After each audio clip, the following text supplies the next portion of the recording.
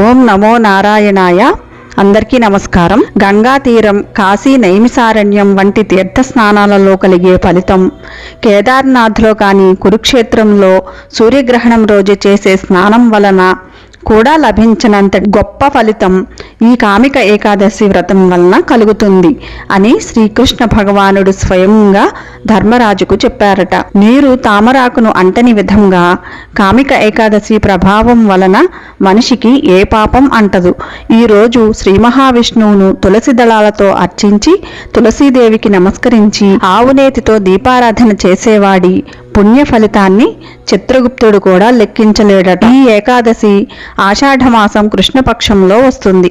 దీనినే కామిక ఏకాదశి అంటారు. అందరికీ కామిక ఏకాదశి శుభాకాంక్షలు. ఇంకో విషయం ఏమిటంటే, నువ్వులు వాడుతున్నారు కదా బాగా, శనివారం పూజలో, సప్త శనివార వ్రతంలో ఇలా ఎక్కువగా వాడుతున్నారు కదా. ఇలా వాడేటప్పుడు వీటిని కొంచెం జాగ్రత్తగా చూసుకోండి. ఇవి కలర్ వేసిన నువ్వులు, మార్కెట్లో ఎక్కువగా ఇవే వస్తున్నాయి. ఇవి ఒరిజినల్ నువ్వులు.